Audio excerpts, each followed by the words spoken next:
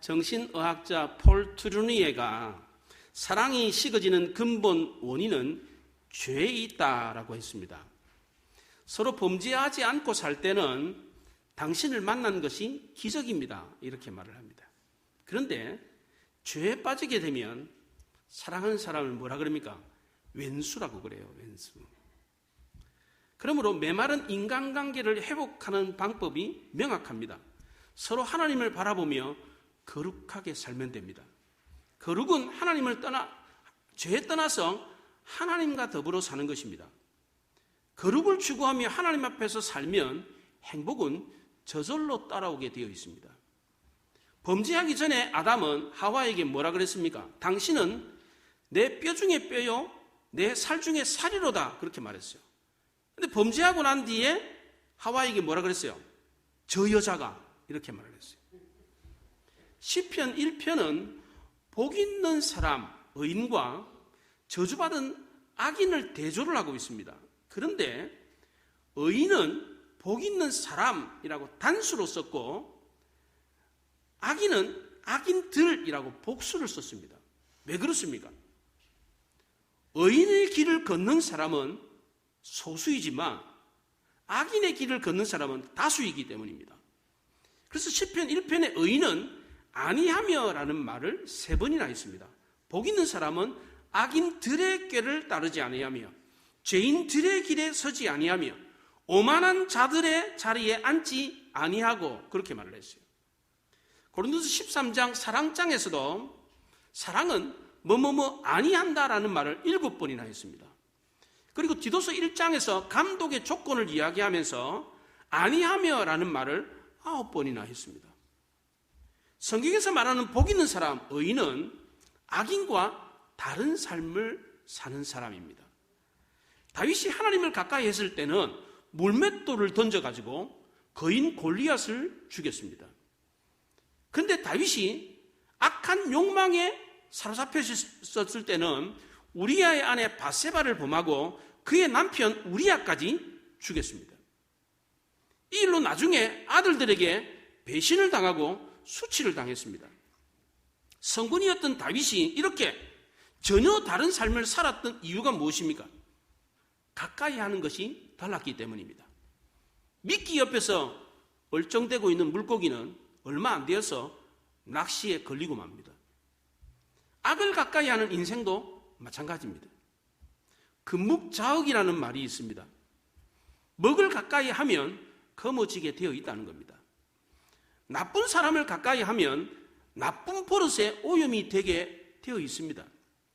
이렇게 되는 이유는 인간은 주어진 환경에 지배를 받을 수밖에 없기 때문입니다. 이것을 가리켜 환경결정론이라고 합니다. 그렇다고 환경결정론이 다 적용이 되는 것은 아닙니다. 좋은 환경에서 자란 사람이 다 좋은 사람이 되는 게 아닙니다. 아무리 좋은 환경에서 살아도 이것을 거부하면 나쁜 사람이 될 수 있습니다. 반대로 아무리 나쁜 환경이라고 할지라도 그 나쁜 환경을 극복하고자 한다면 더 좋은 사람이 될 수 있습니다. 이것을 가리켜 환경가능론이라고 합니다. 환경결정론도 맞고 이것을 거부해서 다른 선택을 할 수 있는 환경가능론도 우리 인생에 똑같이 적용이 되고 있습니다. 그러므로 하나님이 우리를 푸른 초장 실만한 물가로 좋은 환경으로 인도할 경우는 하나님을 믿고 순종하면 복을 받고 행복하게 살 수 있습니다. 반대로 하나님 우리를 훈련시키기 위해서 사망의 음침한 골짜기로 인도하실 경우는 우리가 그 길에서 벗어나서 하나님께로 나아가면 승리하는 삶을 살 수 있습니다. 근데 오늘 본문에서 하나님은 이스라엘 백성들을 하나님 가까이 나오도록 인도하셨습니다. 하나님은 모세에게 출애굽기 25장부터 31장까지 성막에 관한 규례를 알려주었습니다. 이 성막에 관한 규례는 출애굽기 40장 중에서 3분의 1에 해당될 정도로 분량이 많습니다. 성막에 관련된 용어도 아주 다양하게 쓰였습니다. 8절에 내가 그들 중에 거할 성소라는 이 말을 다른 구절에서는 성막, 장막, 회막, 증거막 이런 말들로 표현을 했습니다. 벌써 5가지나 되잖아요. 성막에 관한 내용이 출애굽기의 3분의 1을 차지하고 또 성막에 관련된 다양한 표현들이 있는 이유가 무엇입니까? 성막이 이스라엘 백성들에게 그만큼 중요한 위치를 차지하고 있었기 때문입니다. 성막이 이스라엘 백성들을 위해서 다양한 기능을 했기 때문입니다. 다시 말하면 성막이 이스라엘 백성들의 삶과 뗄래야 뗄 수 없는 불가분의 관계에 있었기 때문입니다. 왜 성막이 이스라엘 백성들에게 이토록 중요한 위치를 차지했습니까? 성막은 하나님이 거하시는 장소였기 때문입니다. 8절에 내가 그들 중에 거할 성소를 나를 위하여 짓되 그렇게 말했습니다. 하나님은 본래 영이시기 때문에 특별히 거할 장소가 필요가 없습니다. 하나님은 언제 어디서나 무소부재합니다. 없는 곳이 없고 안 계신 곳이 없습니다. 하나님은 거할 곳을 찾아서 헤매는 존재가 아닙니다. 마귀는 거할 곳을 찾아서 헤매는 존재입니다. 마태복음 12장 43절에 더러운 귀신이 사람에게서 나갔을 때에 물 없는 곳으로 다니며 쉬기를 구하되 쉴 곳을 얻지 못하고 그랬습니다. 마귀는 쉴 곳을 찾아서 헤매는 존재입니다. 무소부재한 존재가 아니에요. 어디에나 다 있는 존재가 아닙니다. 그러나 하나님은 그렇지가 않습니다. 어디에나 다 계십니다. 어느 한 곳에만 머물러 계신 존재가 아닙니다. 만물 안에 충만해 계신 분입니다. 하나님은 다윗에게 내가 살 집을 건축하라 이런 말을 하지 않았습니다. 다윗이 하나님 내가 하나님을 위해서 집을 짓겠습니다 이렇게 말했더니 하나님이 다윗에게 나단 선자를 보내가지고 이렇게 말씀하셨어요. 사무엘하 7장에서 내가 나를 위해서 내 집을 건축하겠느냐? 내가 이스라엘 자손을 애굽에서 인도에 내던 날부터 오늘까지 집에 살지 아니하고 장막과 성막 안에서 다녔나니 이스라엘 자손과 더불어 다니는 모든 곳에서 내가 내 백성 이스라엘을 먹이라고 명령한 이스라엘 어느 지파 가운데 하나에게 내가 말하기를 너희가 어찌하여 나를 위하여 백향목집을 건축하지 아니하였느냐고 말하였느냐 이랬어요. 내가 언제 이스라엘 12개 지파 가운데 한 지파에게 나를 위해서 백향목으로 집을 지으라 이런 말을 한 적이 있었더냐? 이렇게 말을 했어요. 근데 하나님이 오늘 본문 8절에 뭐라 그럽니까? 이스라엘 백성들에게 내가 거할 성소를 나를 위하여 지으라 그랬습니다. 참 이상하지 않습니까? 하나님은 속성상 집이 필요가 없습니다. 하나님은 여기시기 때문에 거할 집이 필요가 없어요. 그런데 왜 하나님은 오늘 본문 8절에서 이스라엘 백성들에게 나를 위하여 성소를 지어라 이렇게 말했습니까? 사실 이 성막은 하나님이 필요해서 지으라고 한 게 아니었습니다. 성막은 이스라엘 백성들에게 절대적으로 필요한 것이었습니다. 성막은 이스라엘 백성들이 하나님을 만나는 특별한 장소였습니다. 성막에는 하나님의 영광과 권위와 아름다움이 있었습니다. 이곳에서 하나님은 이스라엘 백성들에게 말씀을 주었고 위대한 역사를 이루셨습니다. 이 성막은 이스라엘 백성들에게는 마치 심장과도 같았습니다. 심장이 없는 것은 죽은 사람과 같은 겁니다. 그렇잖아요. 성막이 없는 것은 죽은 존재와 같은 겁니다. 성막은 하나님께 필요한 것이 아니라 이스라엘 백성들에게 꼭 필요한 것이었습니다. 하나님은 이스라엘 백성들이 광야 생활을 하면서 텐트를 칠 때도 성막을 중심으로 텐트를 치게 했습니다. 성막을 중심으로 동서남북으로 2000규빗 약 1km 정도 떨어져서 레위 지파가 동서남북으로 진을 치게 했습니다. 그리고 그 바깥에 이스라엘 12개 지파가 3개씩 동서남북으로 진을 쳤습니다. 광야에서 이동을 할 때도 거기서 보따리를 싸가지고 그 구조 그대로 이동을 해가지고 어느 곳에 정착을 하면 거기에 또 진을 치고 거기에 잠시 머물렀습니다. 이스라엘 백성들은 성막을 중심으로 동서남북으로 텐트를 치고 광야에서 40년 동안 살았습니다. 이스라엘 백성들이 광야에서 이렇게 진을 치고 살았던 이 삶의 구조만 봐도 성막이 이스라엘 백성들의 삶의 중심이었다는 것을 금방 알 수가 있습니다. 왜 이렇게 성막이 이스라엘 백성들의 삶의 중심을 차지했습니까? 왜 하나님은 이스라엘 백성들에게 성막 없이는 살 수 없도록 했습니까? 도대체 성막이 어떤 곳이길래 그렇게 한 것입니까? 첫째는 성막이 하나님이 거하시는 장소였기 때문입니다. 성막은 하나님의 임재를 상징하는 것이었습니다. 8절에 보면 내가 그들 중에 거할 성소라고 했습니다. 여기 거하다는 동사가 쉐칸인데 이 동사가 명사가 되면 한미쉐칸이라고 하는 명사가 되면 장막이라는 뜻이 됩니다. 그러니까 장막은 하나님의 거하심이라는 뜻입니다. 여기서 이 거한다는 말이 신약성경 요한복음 1장 14절에서 말씀이 육신이 되어 우리 가운데 거하심에 우리가 그의 영광을 보니 아버지의 독생자의 영광이요 은혜와 진리가 충만하더라 그랬습니다. 말씀이 육신이 되어 우리 가운데 거했다 이렇게 표현을 했습니다. 구약 성경의 이 성막은 하나님의 거하심을 뜻하기 때문에 장막이 바로 예수님의 모형, 예수님의 형상을 뜻하는 것이었습니다. 이 모형이라는 말은 타이폴로지인데 실물을 모방한 것입니다. 큰 배를 이렇게 만들잖아요. 군함 큰 배를 만들면 조그마한 나무로 이렇게 만들어서 책상에 올려놓은 거 있어요. 그게 모형입니다. 모형. 실물을 본떠서 만든 거, 그걸 모형이라고 합니다. 그래서 장막을 보면 실물인 예수 그리스도가 떠오릅니다. 이게 모형입니다. 그래서 장막은 곧 예수님의 모형과 같은 것입니다. 형상도 역시 마찬가지입니다. 형상을 영어로 이미지라고 합니다. 이미지라는 이 말은 우리나라 말로 번역할 수 있는 말이 없습니다. 그냥 이미지라고 합니다. 왜냐하면 이 이미지라는 뜻이 딱 보는 순간 느껴지는 그 무엇, 이게 이미지라는 뜻입니다. 이게 무슨 말로 번역을 하겠어요? 우리나라 말이 이런 말이 어디서? 딱 보는 순간 느껴지는 그 무엇. 이 컵을 딱 보는 순간 뭐가 느껴져요? 하얗구나, 반짝반짝 맨들맨들하겠구나. 뭐 딱 보는 순간 딱 느껴지는 그 무엇 있잖아요. 이걸 이미지라고 그래요. 이게 이미지란 뜻이에요. 이거 무슨 말로 이거를 번역을 하겠어요? 이거를 한 단어로 명사로 만들어야 되잖아요. 이걸 그래서 그냥 형상이라고 했어요. 형상. 근데 그게 형상이라는 말하고 이미지라는 말은 전혀 뜻이 틀려요. 이게 형상이라고 번역을 했지만 사실 그 번역이 맞는 말이 아니에요. 이미지라는 그 번역이 이게 딱 보는 순간 느껴지는 그 무엇, 그게 이미지라는 뜻이에요. 이게 그러니까 이 이미지는 그냥 이미지로 쓰는 겁니다. 장막을 보는 순간 딱 느껴지는 게 뭐예요? 예수 그리스도라는 겁니다. 이게 장막을 보는 순간 딱 느껴지는 이미지, 그게 바로 예수님이라는 겁니다. 장막 안에서 사람들이 짐승을 잡아가지고 제사를 지내고 제사함 받는 이 행위를 하면 예수님의 속죄 사역이 연상이 된다는 겁니다. 그래서 장막이 예수님의 형상이고 이미지인 것입니다. 구약시대 이스라엘 백성들은 장막을 통해서 하나님의 거하심을 알게 되었습니다. 신약시대 성도들은 예수 그리스도를 통해서 하나님의 형상, 하나님이 우리 가운데 거하심을 알게 되었습니다. 하나님이 인간의 육신을 입고 이 땅에 오심으로 하나님이 우리와 함께 거하신다라는 것을 나타내 보여주었습니다.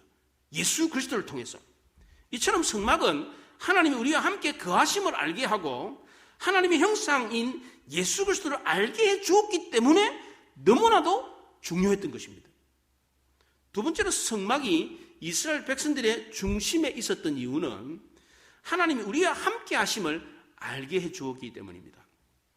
이사야 7장 14절에 처녀가 잉태하여 아들을 낳을 것이요 그 이름을 임마누엘이라 해라 그랬습니다. 임마누엘은 하나님이 우리와 함께 하신다는 뜻입니다.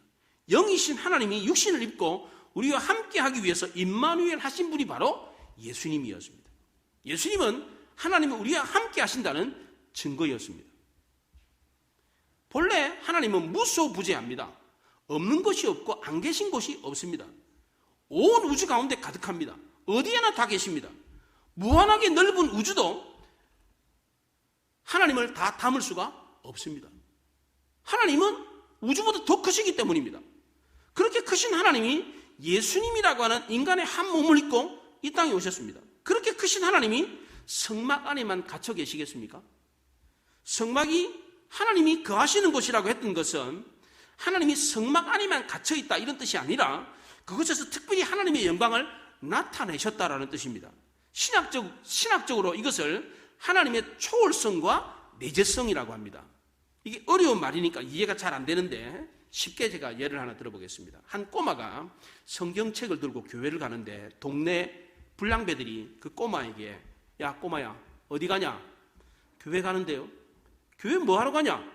하나님께 예배드리러 가요. 하나님이 어디 계시냐? 이때 꼬마가 아주 명확하게 하나님에 대한 이야기를 해주었습니다. 하나님은 너무너무 크셔서 온 우주도 다 담을 수가 없어요. 그러나 하나님은 너무 작아지셔서 내 안에도 계세요. 이게 바로 하나님의 초월성과 내재성을 설명한 겁니다. 하나님은 너무 크셔서 온 우주도 하나님을 담을 수 없다는 겁니다. 이게 하나님의 초월성이에요. 근데 그 크신 하나님이 작디 작은 내 안에도 계신다. 이게 내재성입니다. 아주 잘 설명한 겁니다. 온 우주도 담을 수 없는 하나님. 그러면서 동시에 놀랍게도 작디 작은 내 안에도 거하시는 하나님이라는 겁니다. 하나님은 이스라엘 백성들에게 성막을 짓게 하고 그곳에 거하겠다라고 하셨습니다. 우리는 싫은 사람 보면 어때요? 거북하잖아요. 얼굴을 대면하기도 싫습니다. 원수를 만나면 거부감이 느껴집니다.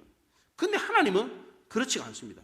원수 같은 우리에게 먼저 손을 내미시고 우리와 함께 하겠다고 하셨습니다. 하나님은 구약시대에는 성막 안에 거하셨습니다. 솔로몬 시대 때는 성전 안에 거하셨고, 오늘 우리 시대에는 그리스도인 우리를 성전 삼으셔서 우리 안에 거하십니다. 사도 바울은 그래서 고린도서 3장 16절에서 너희가 하나님의 성전인 것과 하나님의 성령이 너희 안에 계신 것을 알지 못하느냐 그랬어요. 구약시대 하나님은 성막이나 성전에 계셨습니다.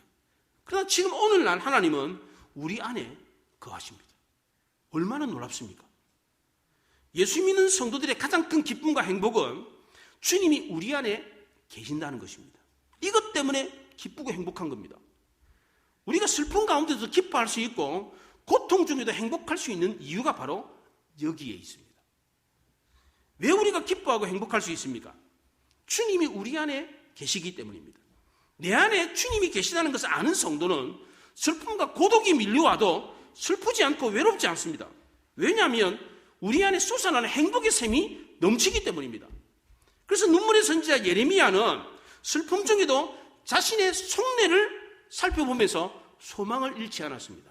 예레미야 애가 3장에서 이렇게 말했습니다. 내 마음이 그것을 기억하고 내가 낙심이 되오나 이것을 내가 내 마음에 담아두었더니 그것이 오히려 나의 소망이 되어 싸움은 여호와의 인자와 긍휼이 무궁하심으로 우리가 진멸되지 아니함이니이다 그랬어요. 내가 슬픔 중에 있지만, 내가 고통을 겪고 고난을 겪지만 내 안에 하나님이 계시기 때문에 나는 슬프지 않습니다. 외롭지 않습니다. 이렇게 말을 했어요.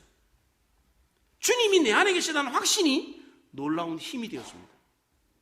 성막은 하나님이 우리와 함께 계신다는 것을 알게 함으로 우리에게 큰 힘과 용기를 주고 있습니다. 구약시대 성막이나 성전에 계셨던 하나님이 이제는 우리 안에 계시다는 것을 아는 성도들은 그 무엇도 두려울 게 없습니다. 마지막 세 번째로 성막이 이스라엘 백성들의 중심에 있었던 이유는 하나님이 성막을 통해서 우리 죄를 용서해 주셨기 때문입니다. 모세가 시내산에 올라가서 하나님께로부터 받은 게 두 가지가 있었습니다. 하나는 율법, 십계명이었고 또 다른 하나는 성막을 짓는 설계도였습니다. 만약 모세가 시내산에 올라가가지고 율법만 받고 내려왔더라면 인류 역사에는 희망이 없었을 겁니다. 왜냐하면 인간은 하나님이 주신 율법을 지키지 못했기 때문입니다. 인간은 하나님이 주신 율법을 지켜야 구원받고 하나님의 자녀답게 살 수 있는데 율법을 지키지 못했으니까 어떻게 되겠습니까? 구원도 못 받고 하나님의 자녀답게도 살 수 없는 것입니다. 그런데 다행스럽게도 하나님은 모세에게 율법만 주신 것이 아니라 성막을 만드는 설계도도 주셨습니다. 모세가 율법과 함께 받고 내려온 이 성막 설계도가 무엇을 의미합니까? 성막은 율법을 지키지 못하고 범죄한 인간의 죄를 용서해주고 또 다시 새로운 사람이 될 수 있도록 만들어주는 것이었습니다. 하나님은 율법의 언약을 지키지 못한 이스라엘 백성들을 다 진멸하신 게 아니었습니다. 모든 사람들을 다 진노 아래 두신 게 아니었습니다. 이스라엘 백성들이 범죄했음에도 불구하고 하나님은 그들의 죄를 용서하고 다시 하나님을 만날 수 있게 해주었습니다. 하나님은 성막을 통해서 이스라엘 백성들이 하나님을 만날 수 있도록 길을 열어주었습니다. 이스라엘 백성들이 성막 안에서 하나님을 만날 수 있었던 것은 성막 제사를 통해서 그들의 죄가 가리워졌기 때문입니다. 그래서 레위기 1장 4절에 그는 번제물 머리에 안수할지니 그를 위하여 기쁘게 받으심이 되어 그를 위하여 속죄가 될 것이라 그랬어요. 성전에 들어가가지고 번제물 짐승에다 머리에 손을 얹고 기도하면 내 죄가 짐승에게로 옮겨가는 거예요. 전가가 되는 거예요. 나는 죄가 없는 존재로 하나님 앞에 나갈 수 있게 된 것입니다. 구약시대 이스라엘 백성들은 성막에 들어가서 속죄 제사를 통해서 죄사함을 받았습니다. 그리고 감히 하나님 앞에 가까이 나가서 하나님을 만날 수 있었습니다.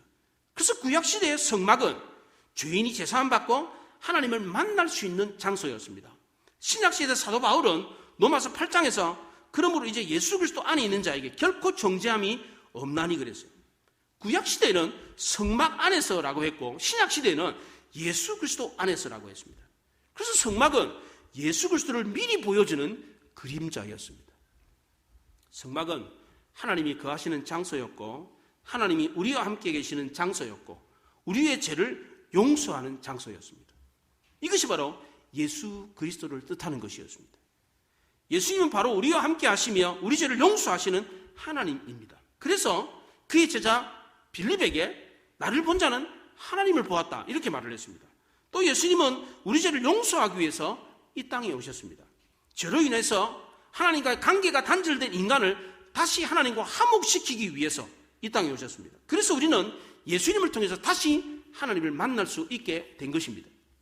죄인인 우리가 감히 거룩하신 하나님 앞에 나갈 수 있게 된 것도 예수님 때문이고 염치 불구하고 하나님께 뭘 달라고 간구할 수 있게 된 것도 다 예수님 때문이었습니다. 이처럼 성막이고 예수님을 뜻하는 것이었습니다. 그래서 하나님은 이스라엘 백성들이 이 성막을 어떻게 만들라고 했습니까? 첫째는 하나님이 보여주신 모양대로 만들라 이렇게 말을 했어요. 9절에 보면 물은 내가 내게 보여주는 모양대로 장막을 짓고 기구들도 그 모양을 따라 지을지니라 그랬어요.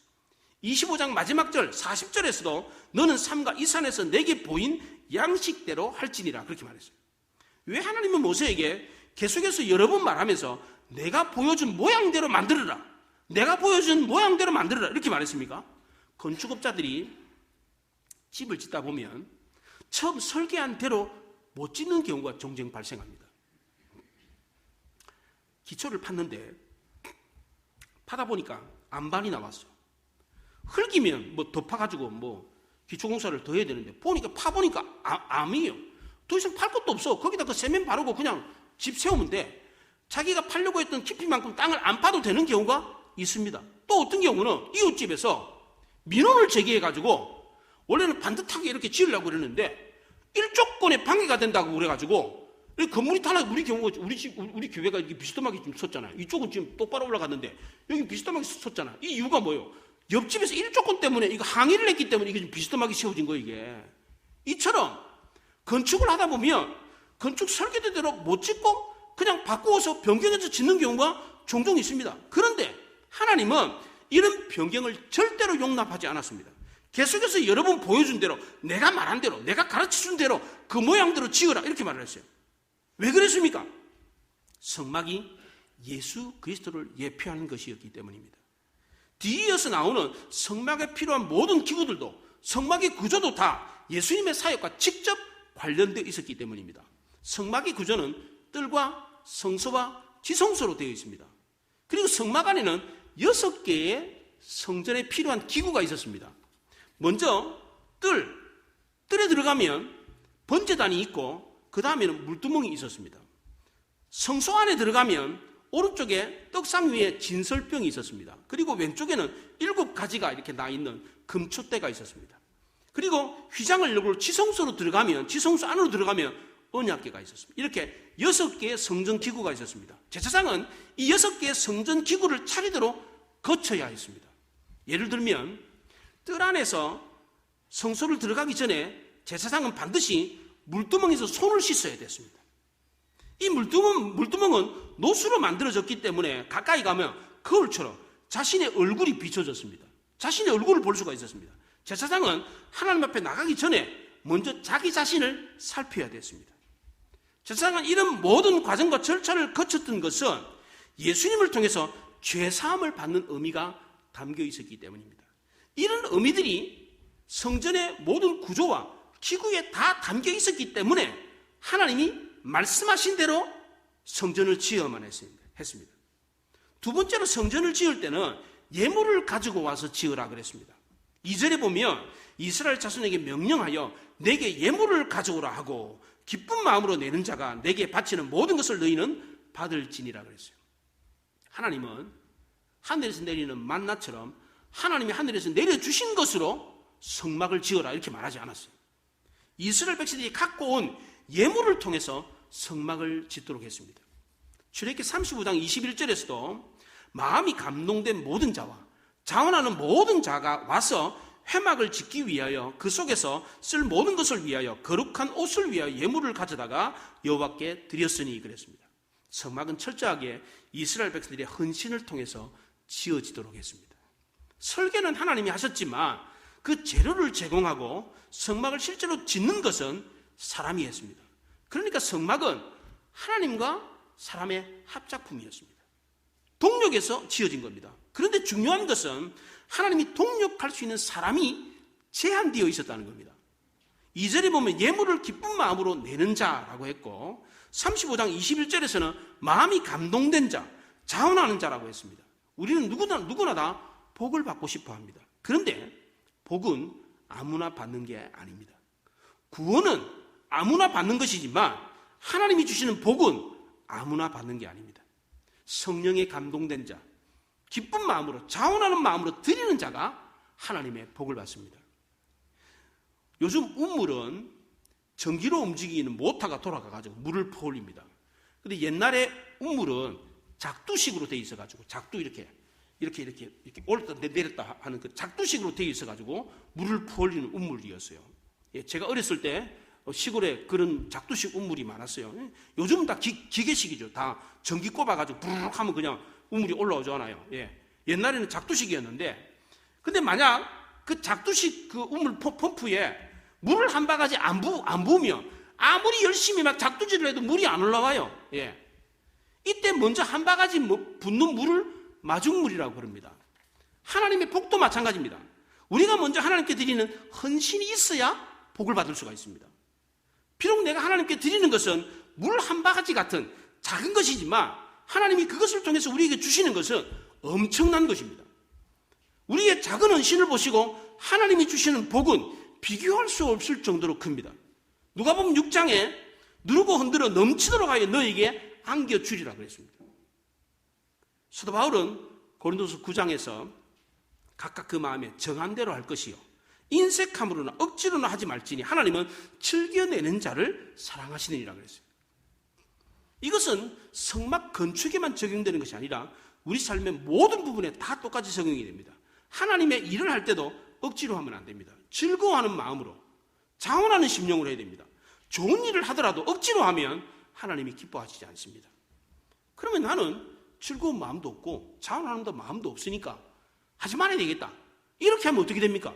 이런 사람은 아예 전적으로 하나님의 복을 받을 기회조차도 없습니다. 처음에는 억지로 하는 경우가 있습니다.